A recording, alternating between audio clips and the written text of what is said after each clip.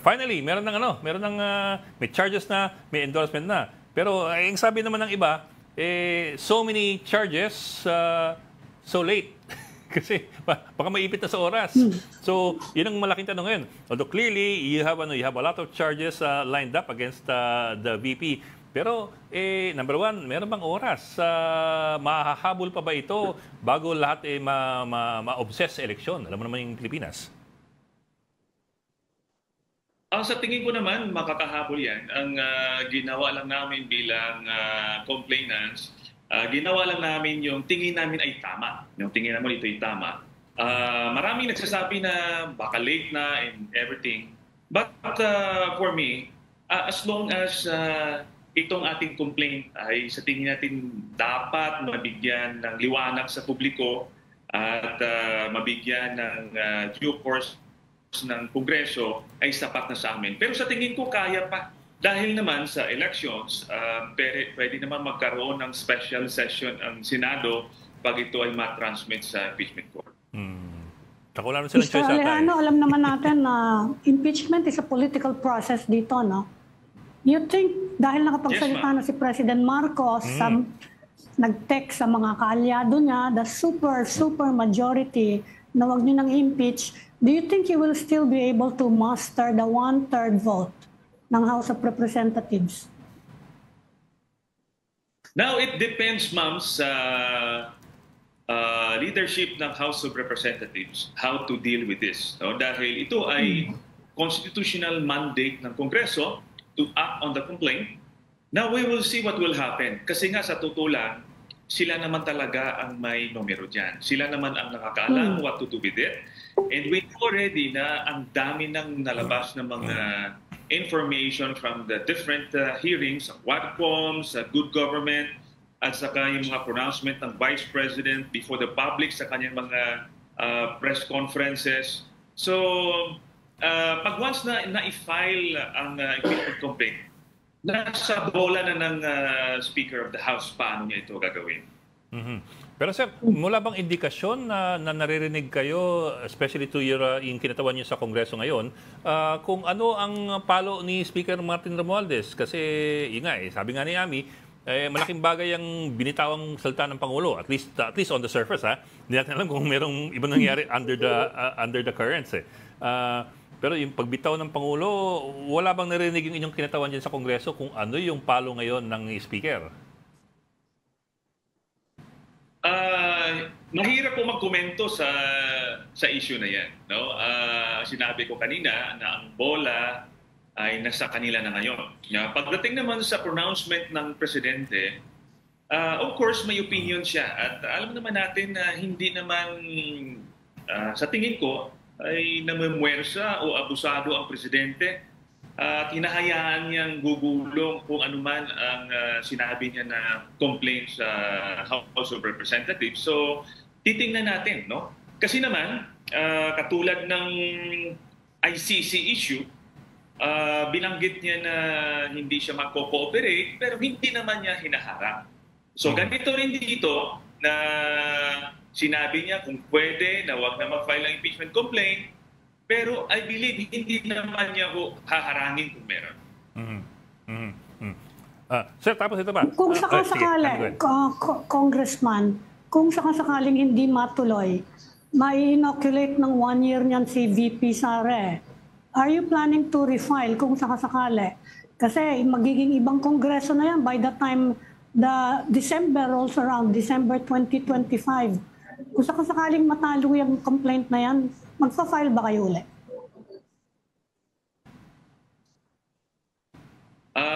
Ma'am Ami, premature pa naman magsabi ngayon. No? Ako naman ay positive at tinitingnan ko na talagang mabigyan ng aksyon itong impeachment complaint. Pero ganoon nga ho ang rules dyan. That once you file an impeachment complaint and it is dismissed, meron pong petition within 1 year within which to file another impeachment complaint. So ganoon talaga po. So kami, kasama na ibang sektor at organisasyon, kasama na si former Senator Laila De Lima, alam din naman na ho namin what will happen, pero kami po ay kumbaga natutulak ng aming konsensya, ng aming responsibilidad bilang ordinaryong mamamayan na kailangan i-file ang impeachment complaint na yan. So, you have 24 counts dito sa impeachment complaint na isinampa. Marami-rami yan eh.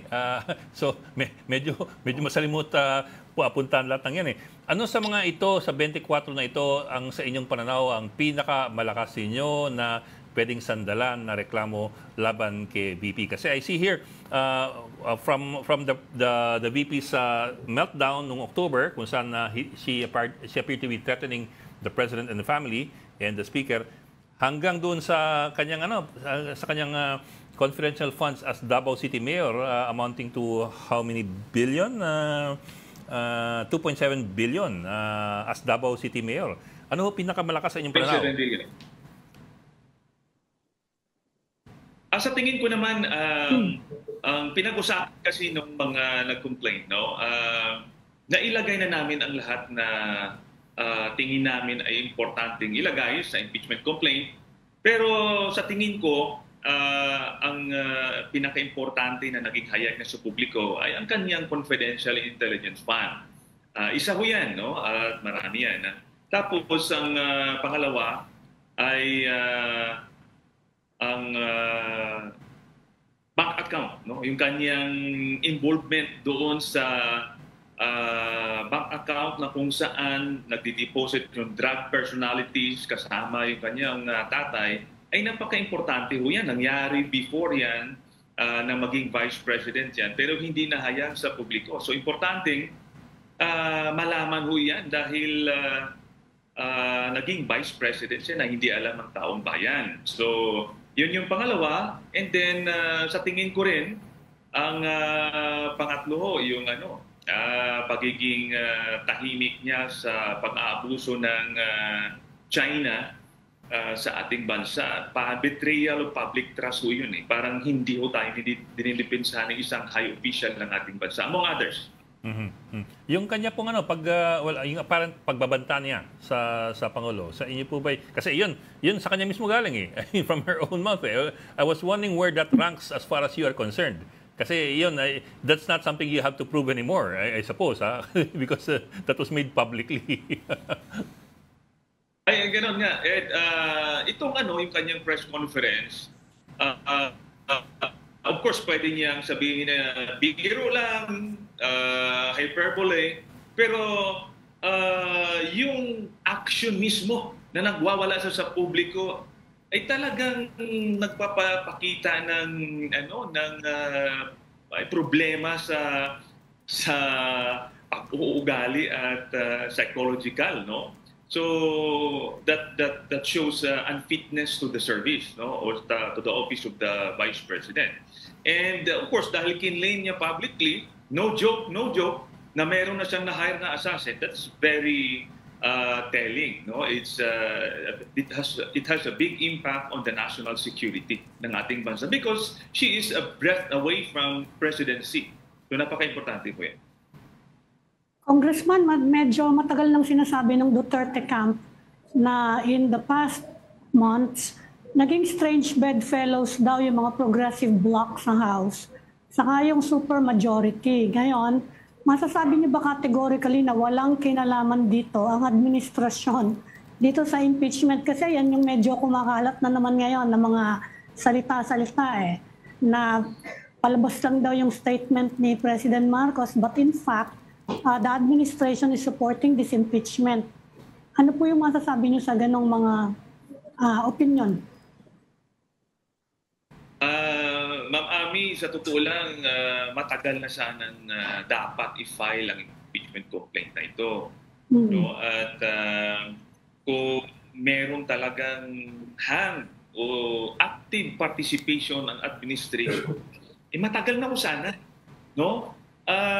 Actually, on the contrary, hindi ganon ka-aktibo o participatibo whatsoever ang administrasyon dahil halos hindi ko ma-file itong impeachment complaint. For me, hindi ko nakikita o naramdaman na talagang aktibo yung kanilang partisipasyon dito. Ang sinasabi lang nila na karapatan ho namin yan na mag-file. At sila naman ay kung ano ang inihain sa kanila ay kanilang aaksyonan.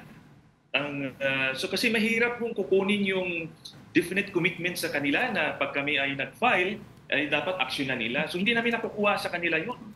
Ang sinasabi lang naman nila na hindi naman kayo namin pipigilan kung mag-file kayo. No? So for me, that's fair enough for them na bilang tatanggap at magproseso nitong impeachment. Fair enough for them to say that. Pero bakit nga ba po natagalan yung pagfa-file? Kasi yun ang perception ng mga tao, di ba? Sinabi na nga ni Ed na medyo late na. Bakit po natagalan yung pagfa-file? Kasi ho, katulad sa aming part ay mas gusto ho naming marami pong on board, no? Maraming pong on board, hindi lamang isang sektor o isang grupo lamang. Natuwa naman kami na in the process marami pong sumusuporta talaga. It's a matter of coming together. And then ang isang challenge din of course ang endorser, no? Mahirap talaga mag-finalize ng endorser na yan. At of course busy ang lahat, na dandahan, nadidelay. So may mga factors din na iba na importante na katulad niya na hindi ho kagad na file ang impeachment complaint. Yeah. Sir, yung isa pang inaabangan ng mga tao ngayon is syempre nag-file ngayon is Magdalo and yung Liberal Party List group and yung si Father Flavi and so on and Akbayan. Pero they're looking or people are waiting for signals coming from the actual majority. Kasi kahit paano po when once the majority speaks or once the majority files a complaint, that gives you an indication kung saan papunta yung bola. Kayo po ba may naririnig o yung kinatawan niyo sa Kongreso, may naririnig pa doon sa mayorya, doon sa sa majority coalition kumbaga? So far wala naman ho tayong naririnig mula sa majority na meron silang ipa-file. Ating naririnig ay merong isang grupo din na magpa-file ng impeachment complaint na magiging kasama ho namin dito sa mag-file na ito. So maybe i-consolidate na lang ang complaint na ito. From coming from the majority, parang napakatahimik actually. Napaka-silent ang majority. So, i-correct ko lang pala, Ed. No? Yep. Wala ko kaming kinatawan ngayon sa wala Kongreso. Wala ang Magdalo ngayon sa Kongreso. Okay. Tama po. Dahil hindi ko kami nakapasok noong 2022 elections. Okay. Okay. Congressman, kapag yan nanalo sa House, it will go to the Senate. Nakita naman natin kung ano yung sentimiento ng mga senador doon nung humarap doon si Sara Duterte. No? Sa tingin nyo ngayon at this point, makakakuha kayo ng suporta ng mga senador given all these articles of impeachment na hinanda na ninyo? Isang challenging issue actually yan, Ma'am Ami. No, dahil at the end of the day, this is a number game, numbers game, no? Yes. Political, so pagdating po ng Senado niyan ay depende na ho yan sa pag-uusap ng mga senador at sa mga mayorya ng Kongreso kung paano gugulong yan. Sa akin, natural, gusto kong talagang ma-hear ito at ma-conclude, no? However, we acknowledge the fact na there are 24 kingdoms in the Senate na merong mga iba't ibang issues, no? Nung pumunta ang Vice President sa Senado, iilan lang naman ang sumikot doon, no, na magsalita. So, pwede nating sabihin na klarong sumusuporta sa Vice President dyan, but the big part of the Senate hindi naman nagpakita.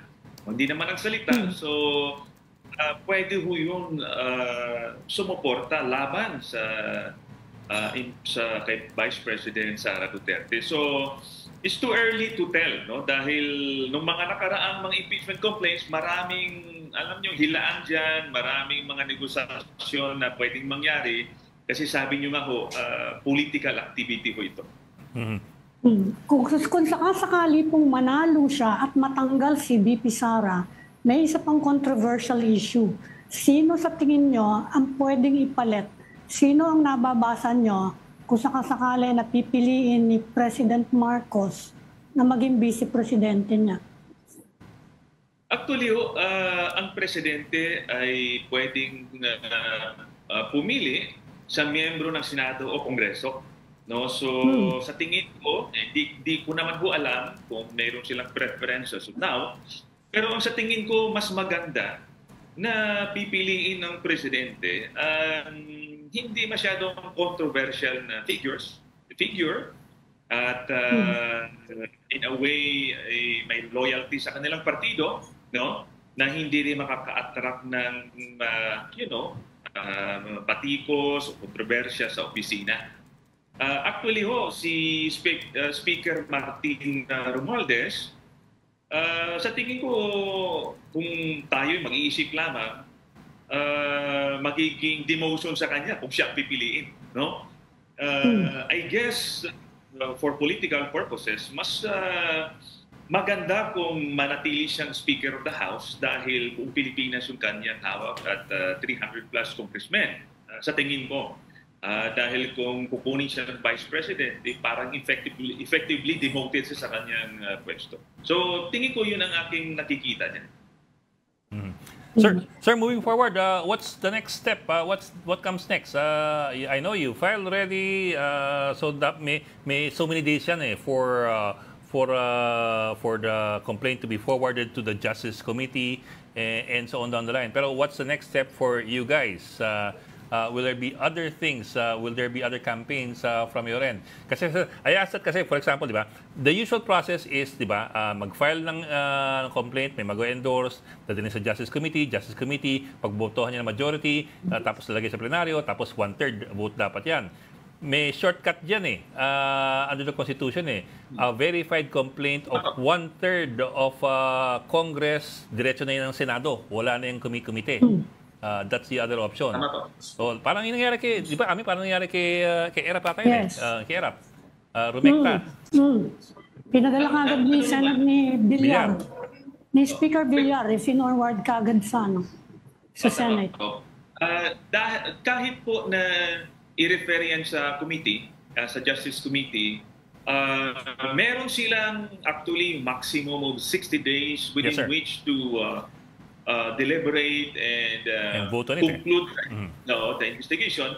However, pwede rin naman maikli. No? Maximum lamang ang 60 days na yan. Assuming that they will refer it to the Justice Committee, pwede naman isang linggo, pwede na lang gawin yan. And they will go into voting right away. Titingnan lamang ang sufficiency in form and insufficiency in substance, then that would be enough to transmit the resolution to the plenary for the consideration of the members of Congress. No? So kami po, abangan po namin yan dahil meron ding ibang narinig ko mag-file impeachment complaint.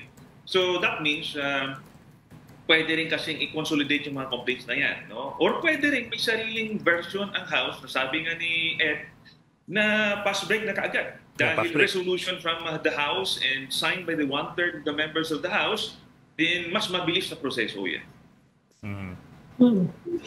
Congressman, umaasa pa ba kayo na may magdadagdag ng mga complainant? Pwede pa ba magdagdag dyan?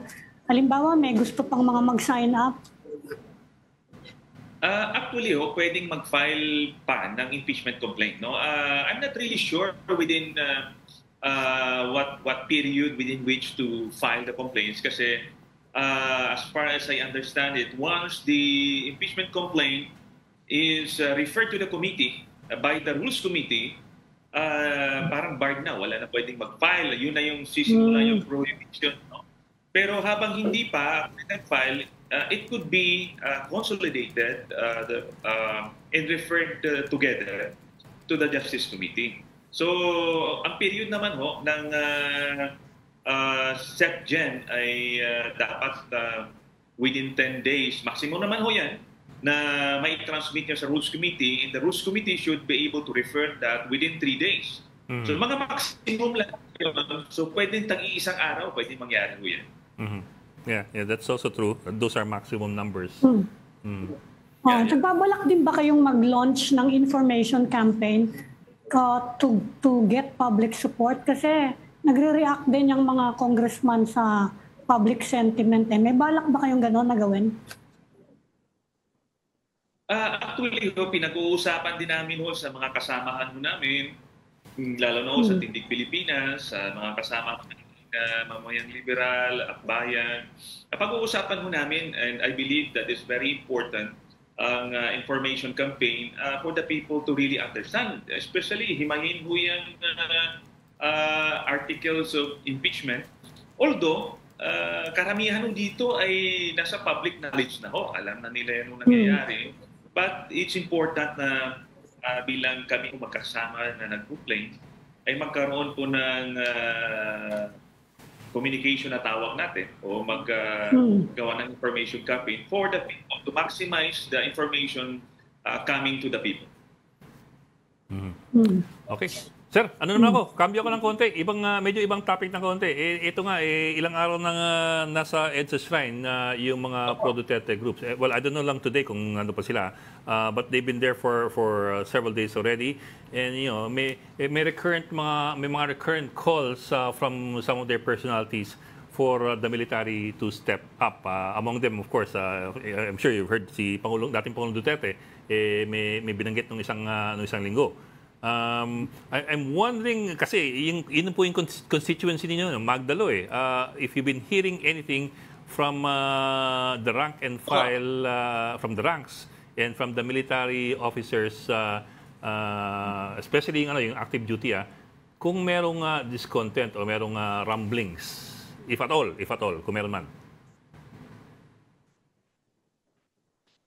Una, Ed, sa mga taong pupunta sa EDSA Shrine, sa totoo lang karapatan naman ng sino man na maghayag ng kanilang saloobin sa publiko. Especially may mga supporters din naman ang si President Duterte at si Vice President Sara Duterte. Meron naman at karapatan mo nilang mag-air dyan. Mas maganda na mailabas nila yung kanilang saloobin. Ang nakikita lang naman natin as long as walang violations and yung mga procedures na ginagamit o pinapatupad ng kapulisan, at tingin ko mas maganda hayaan natin silang magaya. Pangalawa, as to the kung meron bang rumblings within the armed forces o yung pagtawag ng former president na mag-take action ang ating armed forces. Ito lang ang aking opinion. Hindi naman madi-deny na malapit ang dating Pangulo sa ating armed forces dahil nga siya ay talagang inalagaan niya ang ating armed forces at ang ating kapulisan. Pero sa akin naman ginagawa niya dahil yun ang kanyang insurance o assurance sa kanyang pwesto. Kahit ano yung ginagawa niya, kabulastugan, lahat ng extrajudicial killing na gagawin niya, as long as ang suporta ng military at kapulisan na sa kanya, hindi siya mababahala. So merong vested interest ang ginagawa ng Pangulo dyan. No? But nonetheless, ang pagtulong sa ating AFP at sa ating kapulisan should not result to personal loyalty to the person. No? Ginagawa ng lahat ng Pangulo at dapat gagawin ng lahat ng Pangulo na alagaan ang lahat ng sektor ng ating bansa kasama ng ating armed forces and the police. No? Pero this should not result to personal loyalty. Dahil ang mandato ng ating armed forces ay protektahan ang Estado at ang taong bayan at ang ating konstitusyon, nabati sa ating konstitusyon. So doon dapat nakatingin ang ating armed forces. No? Maalala ko noon, pinaparesto si former Senator Antonio Trillanes ni Pangulong Duterte. Ang sinasabi lang namin sa kanila, you should not follow illegal orders. Kung walang warrant of arrest, hindi po pwede po yan. No? At yun yung advice natin. Dumaan po kami dyan sa isang pag-aklas. Mahirap talaga ho tumawid. No? Alam mo yung pagtawid ay napakahirap po yan. At ang pagtawid ay dapat, no? Hindi naman natin madi-deny na in the future, kung meron talagang pag-aaklas, hindi natin mapigilan yan. No? Pero dapat maliwanag sa participants na ito ay para sa bayan at hindi lamang sa political interest ng iilan. No? Dahil alam mo natin, nagbabanggaan ang malaking interest ng Duterte at Marcos sa ngayon. It just so happened na si President Marcos ay presidente at commander-in-chief ng buong sandatahang lakas ng Pilipinas. So, I think mag-iisip po ng malalim ang miyembro ng Armed Forces bago siya gagawa ng hakbang dahil pag gumawa siya ng hakbang labas ng konstitusyon, automatic po yan, illegal po yan at malaki ang consequences po dyan. Okay. Pero Mr. Alejano, I understand you are retired na, no? Pero siyempre, may mga nakakausap pa rin naman kayo sa Armed Forces. Sa tingin nyo, nandun pa yung spirit of intervention? Nandun pa rin yun? Buhay pa yun? Alam nyo, Ma'am Ami, nung ako ay kadete pa at saka batang tenyente, tinanong na rin ho ako niya, mayroon bang possibility in the future. Alam mo, ang sagot ko, tingin ko wala na. Pero I found myself joining not only one but twice. So, sa tingin ko, hindi nawawala yan dahil maraming problema at issues na malalaki sa ating bansa. Kaya hindi dapat nakakalimutan ng ating liderato sa executive and even the legislative na hindi po pwedeng patuloy lang tayo gumagawa ng mga bagay na against the interest of the Filipino people. Dahil sa totoo lang, hanggang ngayon, di naman nawawala ang corruption. So depende lang sa level ng corruption na yan at kung paano na ihahayag sa publiko ang itong mga issues na yan. So minsan, yung pag-aaklas kasi is also a wake-up call to everybody, no, na merong problema ang ating bansa. But alam nyo, malaking impact ko sa bansa natin yan. Magsiset back ang ating economy, no, ang investors' confidence. Maraming aspeto. Pero may mga bagay talaga na dapat gawin. No? But for now, I think isang malaking bangayan lamang ng mga malalaking pamilya ang nangyayari. So dapat makatitingin lang ho tayo doon sa kung ano ang tama. No? Kahit mo yun sa administrasyon ni President Duterte, ni President Marcos, by all means, pag mayroong mga kakulangan at tingin natin na kailangan i-call out, by all means, ang oposisyon dapat i-call out din yun. No? Dahil ang ating tinitingnan na yung kapakanan ng taong bayan at hindi lamang sa isa o ilang mga politiko. Okay. Maraming salamat, Magdalo Party List First Nominee Gary Alejano.